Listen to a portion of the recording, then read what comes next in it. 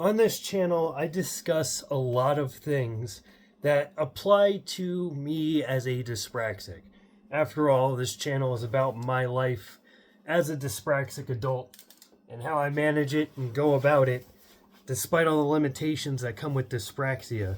And that includes many things that also affect other individuals who are considered neurodivergent, such as those with ADHD, autism spectrum disorder, and even those with personality disorders like bipolar disorder or borderline personality disorder, and so on. Even those with OCD can usually relate to at least something I talk about on this channel.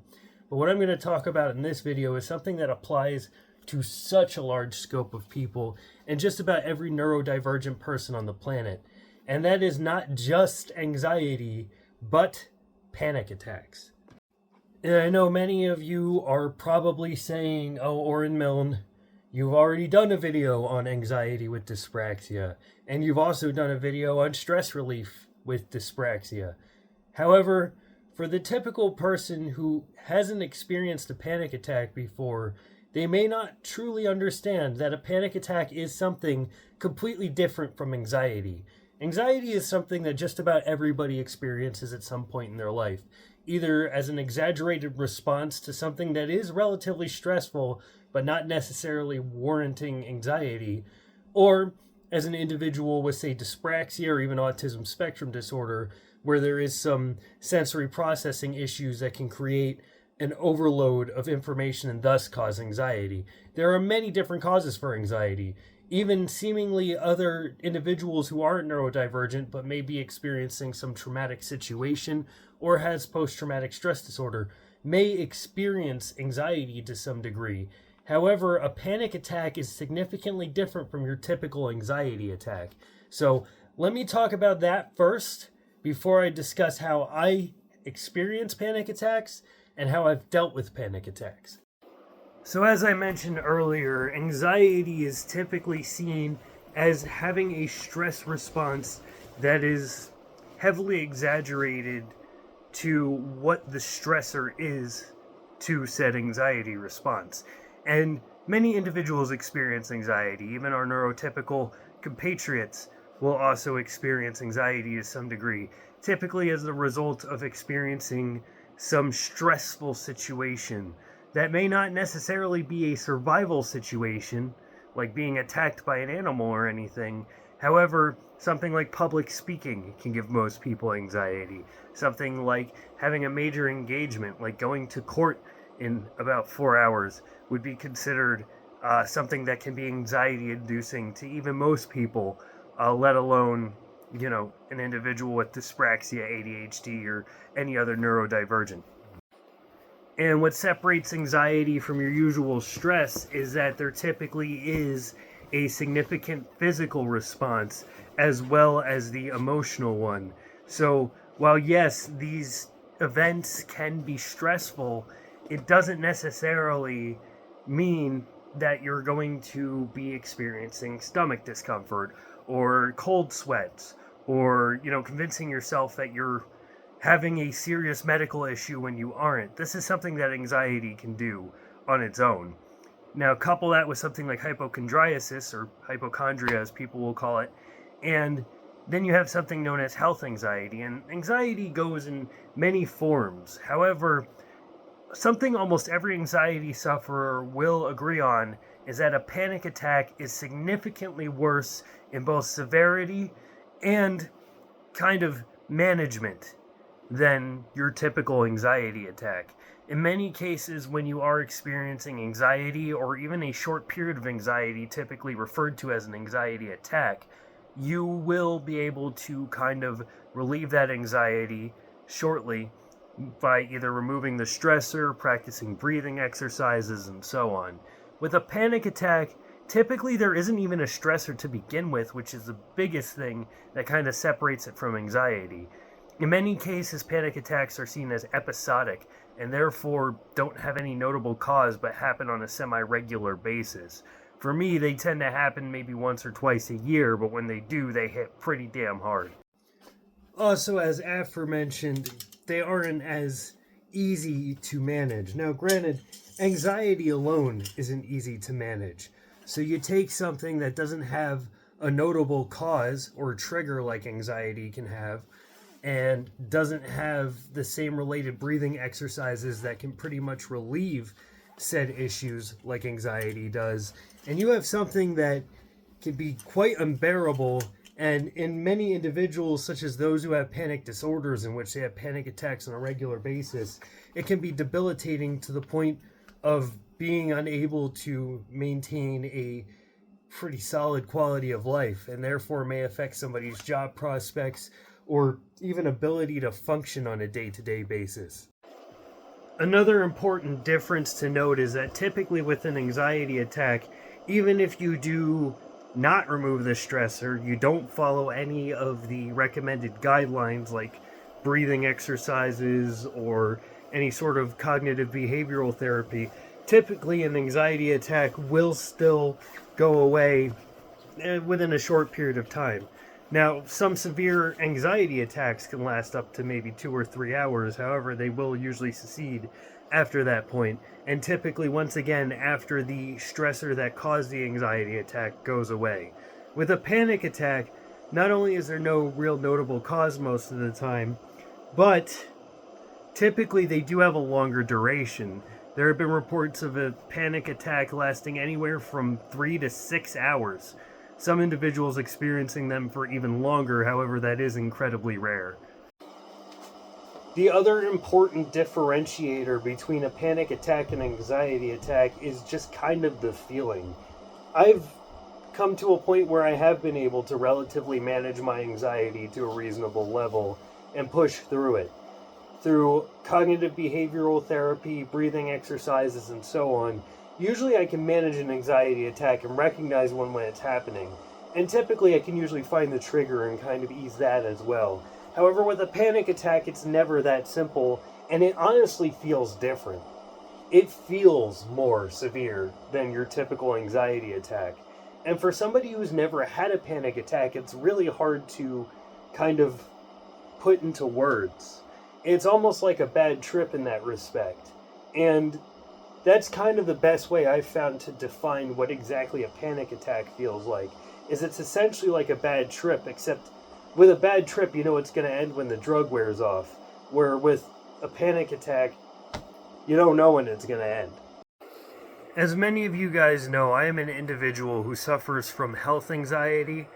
And therefore my anxiety attacks, just plain anxiety attacks, do tend to come with some physical symptoms, and that's not unheard of, even for individuals who just have typical anxiety. An anxiety attack can feel incredibly stressing on the body because your brain is releasing that adrenaline, and therefore you are going to have some degree of a physical response. Typically that comes in the form of stomach upset, and in many cases it can kind of feel like a high blood pressure response as well. And it has been shown that individuals who suffer from anxiety typically will have their blood pressure raised significantly during an anxiety attack. However, with a panic attack, try to take that and amplify it by about 100.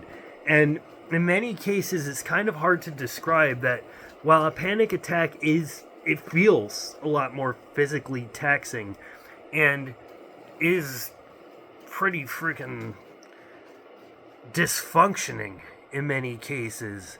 I've found that I have significantly less stomach issues when I have a panic attack as opposed to an anxiety attack, but generally have what is commonly known as a sense of impending doom, or a sense that something bad is going to happen to me physically, even if there is no notable source or no reason to be experiencing said sense of impending doom.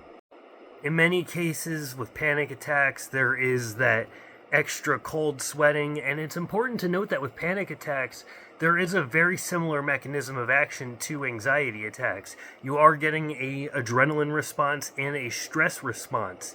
However, it is amplified and unable to be just suppressed. And that's what makes panic attacks so hard to not only define and explain to somebody, but also treat and manage as well. I've also found with anxiety attacks that once I recognize that it is an anxiety attack, that cuts like the severity in half with my anxiety.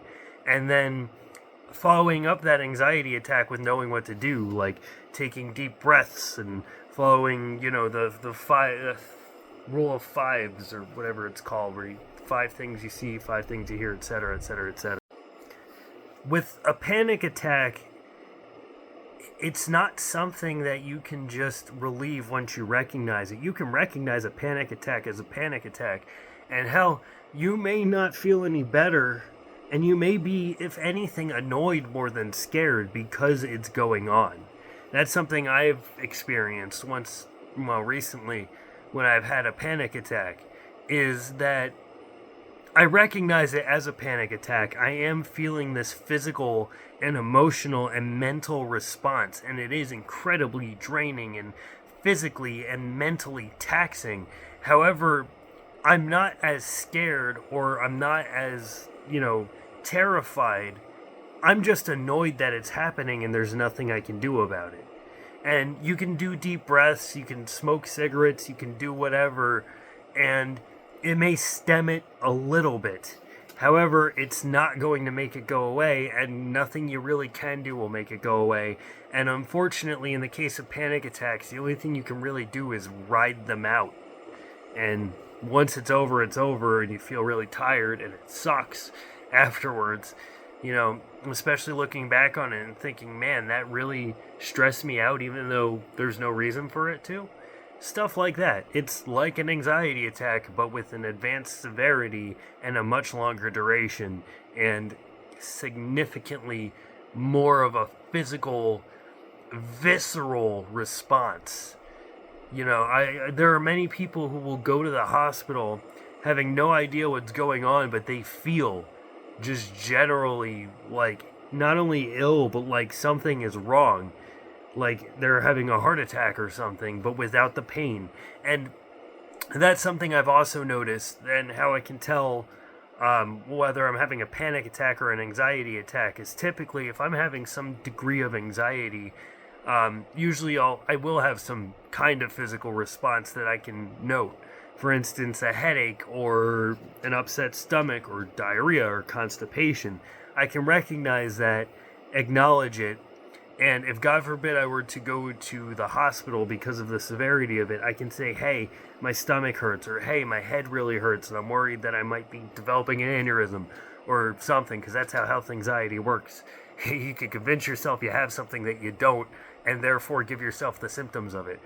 But with a panic attack, almost every single time, part of how I've managed my panic attacks is just saying, well, hey, I really feel shitty. I feel like a fucking nightmare. However, if I go to the ER, I go to the hospital, what am I going to tell them? I can't define any specific thing that's wrong. I am still having this response.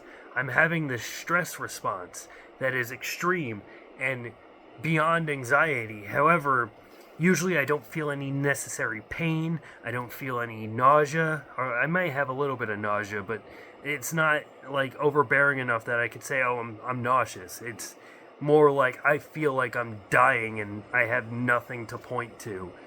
And while that sounds quite miserable, and to be honest, it really is, that could be something that can help manage it to some degree. For instance, like I said, that usually kind of curbs a little bit of the panic attack and makes it a little more manageable, is acknowledging that, okay, this is a panic attack. This isn't anxiety. This isn't something that's probably going to kill me, but it is something that, I at least know what it is. And as they always say, the old cliche goes, knowing is half the battle. And once you acknowledge that you're having a panic attack, at least you know that it's something you can relatively ride out at least. And for the rest of this video, I'm going to talk about how I've managed my panic attacks and how I go about it. However, panic attacks affect everybody differently. Not only does anxiety affect everybody differently, not only do our neurodivergent disorders affect every individual who has them differently, but panic attacks especially affect everybody differently. Everybody kind of has a different way of explaining what a panic attack is from their perception as well. I always refer to it as like a bad trip, because to me that's essentially what it feels like But many individuals who have panic attacks have never done drugs in the past and wouldn't even know what a bad trip feels like. So they wouldn't be able to just say, oh, hey, this panic attack is like having a bad trip. So, what works for me may not work for everyone, I guess is the point I'm getting at. And how a panic attack affects me may affect me differently than it affects everyone else. I mean, some individuals will have panic attacks that do have physical symptoms they can point to, and that may kind of complicate situations as well. So the first thing you want to do is you want to hydrate. Now, the thing is, in many cases, a panic attack isn't a panic attack, but it's a result of dehydration. You would be surprised just how damning dehydration can be. And the thing is, I can name more than a handful of times where I went to the hospital feeling just horribly, horribly ill. Not even panic attack, but just feeling ill, like something was just wrong. Either super nauseous or what have you. End up going to the ER, and as soon as they put an IV fluid in me, I start feeling better almost immediately.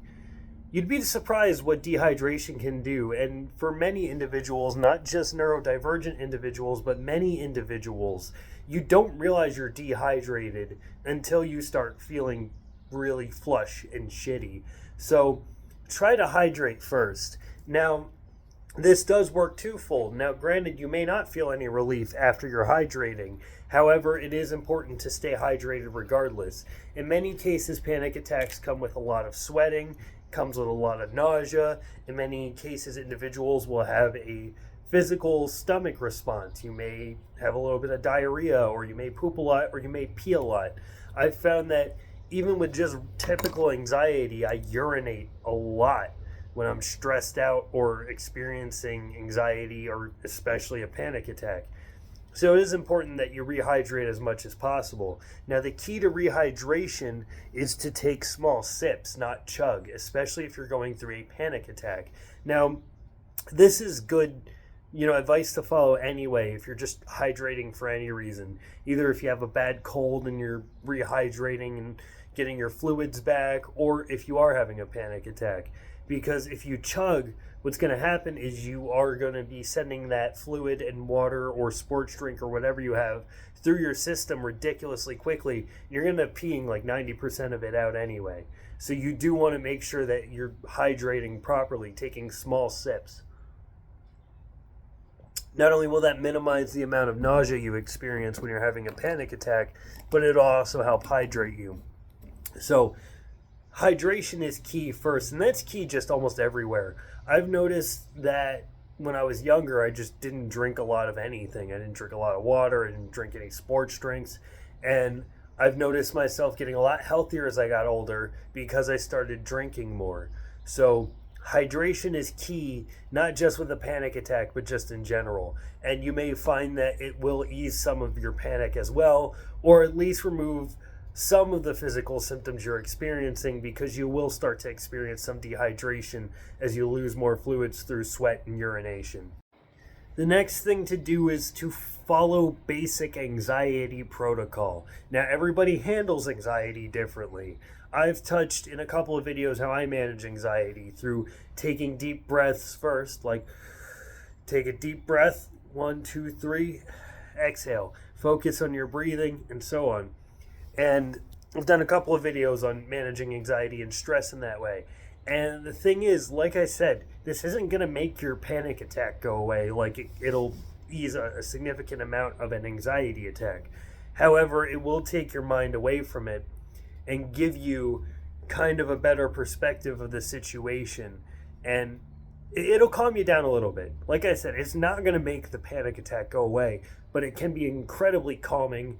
And it can take you out of the situation enough that you can think at least that little bit more clearly and decide what you're going to do. Because a lot of how you manage a panic attack depends on where you're having the panic attack. There's a lot more you can do to manage a panic attack if you're at home or, in a doctor's office than if you're at work or at a major function like a court hearing. It is also important that you do not smoke during a panic attack. And I get the logic. I get the logic fully. Believe me, I'm back to a pack a day already. Okay, I get it. I get it. Even with anxiety, cigarettes tend to just kind of ease that level that cause your breathing and everything, but do not smoke when you're having a panic attack, because what that's going to do is it's only going to give you that very short period of relief from the nicotine before it immediately spikes back up again, and you're just going to end up in a worse position because nicotine dehydrates you. So it's not only counterintuitive to, any sort of relief you're going to experience, but it'll also kind of go back on the very first thing I mentioned on having a panic attack, in that keeping hydration, because this is just going to make your dehydration worse. So if you are at work and you do get the chance to go out and have a cigarette break, take your cigarette break, but don't actually smoke. Just go outside and take deep breaths. And that's the other important thing, is take a step outside. I have compared having a panic attack to having a bad trip. And part of why that's helped me is I've handled panic attacks the same way I've handled bad trips. And it's helped. Almost everything they tell you to do when you're having a bad trip involves changing the environment around you, because typically what is making your panic attack worse or causing it to prolong is the environment you're in. If you are in a stressful environment and having a panic attack, it's only going to make your panic attack worse and cause it to prolong until you finally get out of that situation, and then your panic attack can start to wane a little bit, or at least, lower in severity. So if you are indoors and you have been indoors a significant amount of time, take a step outside. You would be surprised just how often that's eased a lot of my panic attacks, especially when I have a panic attack at home.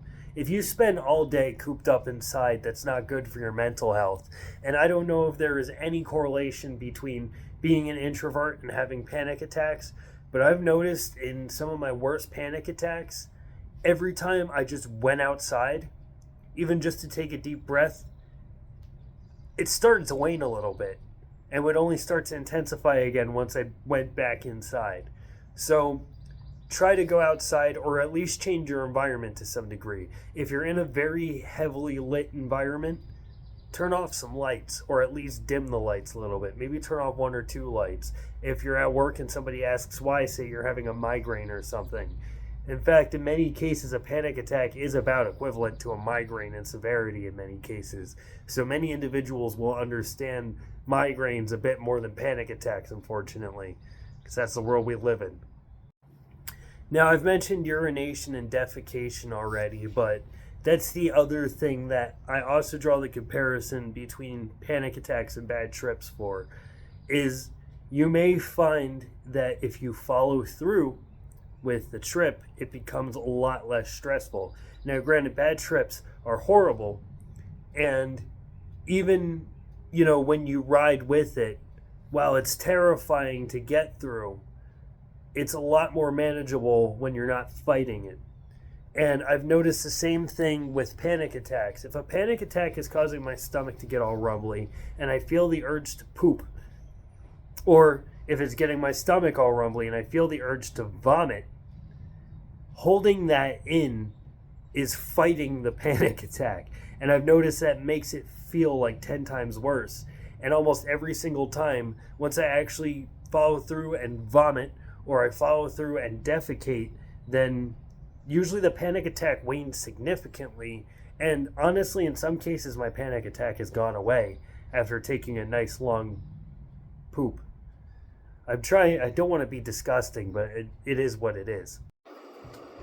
With that being said, it is important that you do not force yourself to vomit, and you do not force yourself to defecate. Forcing defecation can cause numerous issues like hemorrhoids and, pelvic floor disorders and everything. That's why they tell you not to strain when you're constipated. So don't force yourself to vomit or defecate, especially forcing yourself to vomit. It's not very good. You can do a lot of damage. You can herniate your stomach. You can do a lot of damage to your esophagus. So don't force yourself to vomit or defecate if you don't have to. But if your body is having this response and it's telling you to do that, you may find that you will experience significant relief just by letting it happen. Now, that being said, I understand that that can also make the panic attack worse by adding a layer of anxiety to it, especially if, say, you are having a panic attack at work or a panic attack in a public place. The last thing you want to do is vomit in front of people or, shit in a public bathroom. Believe me, that has been one of my biggest issues I've suffered with almost all my life. However, just try it. Just try it. Go out when you go outside to have your smoke break, or you just run to the bathroom. And even running to the bathroom, you may find some relief. There's a reason they tell you to splash cold water on your face when you're going through a stressful experience. It's because it works. I don't understand how it works. I don't understand why it works. Don't ask me, I'm not a scientist. However, I've also noticed that if you're going through a stressful situation, whether it's anxiety or even a panic attack, sometimes just splashing that cold water on your face, it kind of does something that eases your mind a bit. And once you've passed all of the following, ride it out. That's all you can really do is ride it out. Now, there is one more thing you can do, and this is kind of a last resort if you're here in the United States. Don't hesitate to go to the hospital, especially if your panic attack lasts any longer than about 3 to 4 hours. They can last pretty long. However, if you're having a panic attack lasting that long, and it's to the point that nothing you have done has been able to relieve it, go to the hospital. Go and seek medical attention. Now, this works for 3 reasons. First off, you may find that there is some degree of comfort being within a medical setting. Even if you are just having a panic attack, having a doctor, like an actual professional, tell you, hey, you're having a panic attack, nothing is physically wrong with you, that can ease a lot of your stress as well. And this goes doubly so with health anxiety. If you're having health anxiety, sometimes it's better to have somebody tell you nothing's wrong, because you have that reassurance that, okay, at least I'm not going to actually die from this, even though it feels like I am. It gives you some degree of comfort in the back of your mind, at least, that you've been checked out and you know that nothing is seriously going to be wrong with you. The second reason this helps is, medical professionals are trained for this. While there are many medical professionals who go through medical school and go through their whole lives having never experienced a panic attack, they are still trained in helping individuals with panic attacks, especially those in the emergency department or emergency room, depending on if you're in the UK or the US. And the reason I say it's a last resort in the US is because healthcare is ridiculously expensive in the US. Gotta love the US healthcare system. And of course, the third thing is, as aforementioned, if you do go to the hospital, 9 times out of 10, they're going to give you an IV. They're going to give you something that can help manage it, either a medication of some kind, and usually they'll give you a referral to some sort of licensed professional that can help you, either psychiatry or psychology. Now, I know the first thing most people are going to think of or worry about is, if I go to the hospital, are they going to put me on a 72-hour hold because I'm experiencing mental distress? Now, it is important to note that if you are suicidal or you feel like you are going to hurt yourself or others, it may be best to be put on a 72-hour hold. However, if you're just having a panic attack, 9 times out of 10, they're not going to hold you. They're not going to admit you for having a panic attack, because even the worst of panic attacks subside after a few hours. Best they're going to do is keep you there until they know that you're good to go home. They'll give you some IV fluids, they'll take care of you. Doctors, 9 times out of 10, don't put people on 72-hour holds unless they are worried that you are a threat to yourself or others. If you are not exhibiting any suicidal behavior or homicidal behavior, there's no reason for them to hold you. Sit back, relax, ride out your panic attack, talk to the nurses, get some comfort from your nurses, your doctors, your medical professionals. Many of them will try to spark up conversation with you. In almost every experience I've had, even in some of the worst hospitals I've been in, there was always at least one nurse who would sit there, like, check on me, and we'd talk about whatever. And that's another thing that may help with a panic attack, and something that has almost always worked for me is just distracting yourself. Every time I've experienced panic attacks on a semi-regular basis, I've found what I do is I throw on a comfort show, especially if you're at home. If you're at work, you can't really do this, but if you're at home and you're experiencing a panic attack, put something on that's going to distract you regardless of what you're going through. I mean the kind of TV show or podcast or series or even a video game that you know is going to have you invested. The kind of TV show that you watch and you stay up super late because you have to see what happens next. And while, again, that's not going to make your panic attack go away, it'll numb it to the point where, because you're distracted, you're not focusing on the panic attack. So it may still be there. And especially if you haven't paid the extra, like, $13 for an ad-free experience, you know what I mean? You may still get those little peaks and panic in the little ad breaks in between your show, but you're invested. And as long as you're distracted, your panic attack isn't taking over as much of your mind state. And in many cases, you'll find that after a couple of episodes, you realize your panic attack's gone. And now you've found a series that you love. And for every series, there's a fandom. My panic attack series was always Desperate Housewives. I really love that show. And I know I am, always talking about being a manly man and all this stuff. But honestly, I don't care what your gender is or where you come from. I would heavily recommend watching Desperate Housewives, even if you're not having a panic attack. It is a really good show. And all in all, that's how I manage my panic attacks. And again, what works for me isn't going to work for everyone. And if you are seriously experiencing regular panic attacks, and I mean like regular, consistent panic attacks, you have them at the same time every month, every week, or even every day. If you are having regular panic attacks, it is important that you follow up with a licensed medical professional, either a psychiatrist or a psychologist, or somebody who is experienced in either neurology or psychiatry, and try to get some sort of relief. In many cases, something like a medication may even be warranted if it's severe enough. If it's severe enough that you need to see a licensed medical professional, it may be the best course of action to try some medication. And it's not my place to say which medication you should take, because that varies from person to person. And again, I never claim to be a medical professional in this respect. But that's the important thing I really want to get out of the way out of this. I've talked about what's helped me get through panic attacks, and it's helped me a lot, because us as dyspraxics, we experience panic attacks. It's something that has been seen in individuals with dyspraxia. It's also not uncommon for individuals with autism and especially ADHD. So if what I've said has helped you in some way, even if just hearing this and you're not alone, because that's something that's also helped me with a lot of issues I've had with dyspraxia, be it my anxiety, having experienced depression, even having had bad trips. Seeing people who have experienced something similar, it lets you know you're not alone, and that can be to some degree comforting as well. So if this video helped you out in some way, I really hope it did. I'm happy to help anybody.